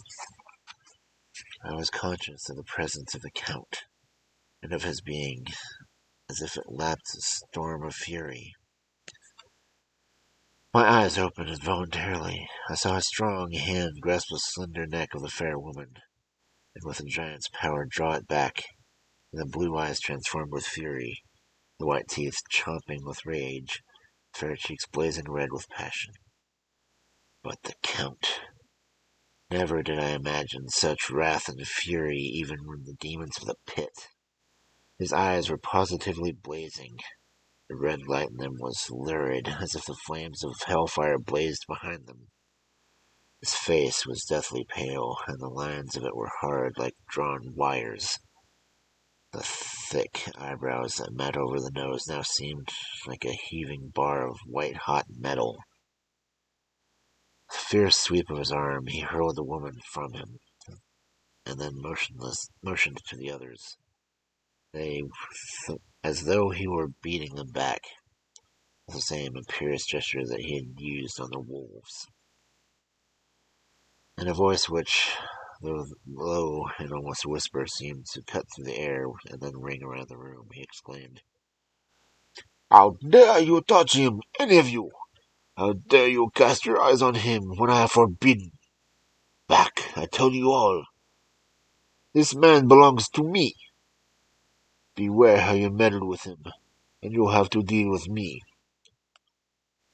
The fair girl, with a laugh of ribald cockery, turned to answer him. "You yourself never loved. You never love." On this the other women joined, and such mirthless, hard, soulless laughter rang through the room that it almost made me faint to hear. It seemed like the pleasure of fiends. The Count turned, after looking at my face attentively, and said in a soft whisper, "Yes, I too can love. You yourselves can tell it from the past. Is it not so? Well, now I promise you that when I am done with him, you shall kiss him at your will. Now go, go. I must awaken him, for there is work to be done." "I would have nothing tonight," said one of them, with a low laugh. She pointed at the bag which she had thrown upon the floor, which moved as though there were some living thing within it. For answer, he nodded his head. One of the women jumped forward and opened it. If my ears did not deceive me, there was a gasp and low wail, as a half-smothered child. The women closed around, and while I was aghast with horror, but I looked, they disappeared, with them the dreadful bag. There was no door near them. They could not have paused without me noticing. They simply seemed to fade into the rays of the moonlight and pass through the window. For I could see dim outside, shadowy forms for the moment. They were entirely faded away. Then the horror overcame me, and I sank down unconscious.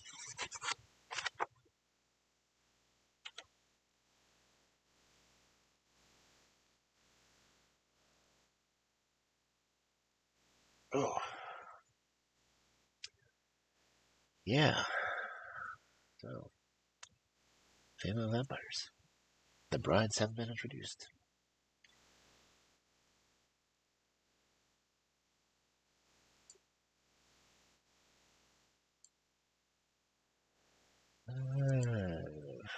Let's see, that made it through all the way through chapter 3. Which is strange because I must have missed a couple of pages because I didn't see where it changed to chapter 2. I'm sure the missing part will be somewhere in there. Okay, let's see who's on to raid. Let's see what Pokemon is there. A Shuppet. Do I have a Shuppet? I don't know if I have a Shuppet or not.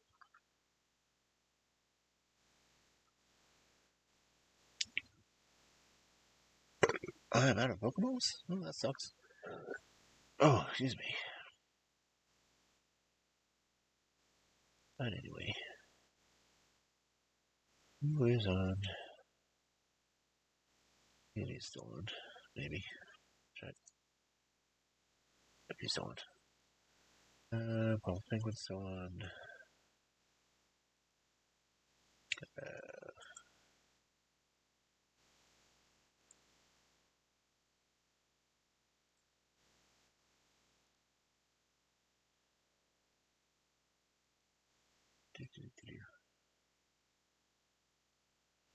Deathwalker's on.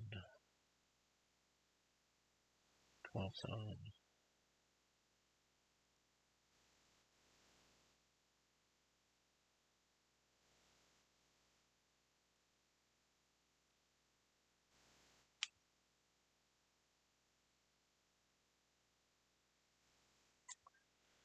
Anyone out there have any suggestions?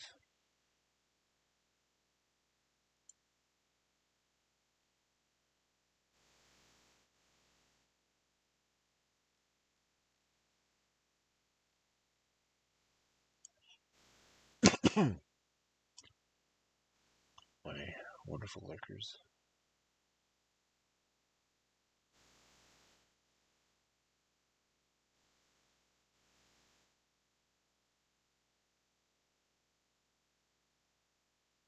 Let's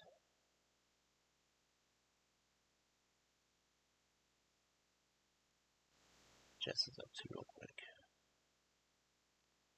I'm not to rate Jess in a while.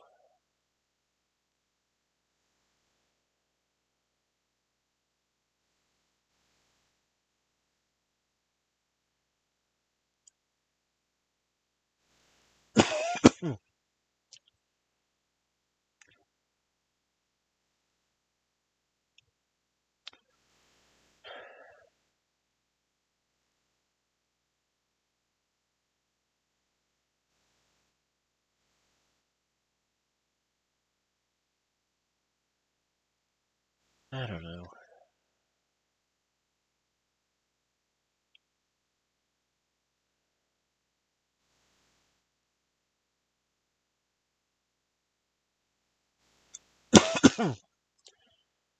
She's in a dramatic part of Genshin, so let's not rate her.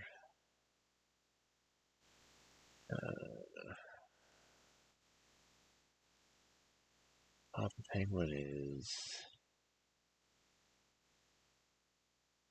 not changed his title, so yeah, let's go right in.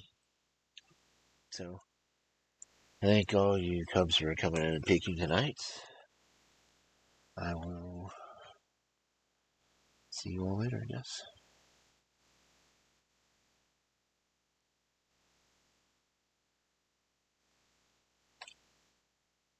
Let's see. Make sure I type that right. Okay. Type the name right, just about typing raid. I am a genius. Okay.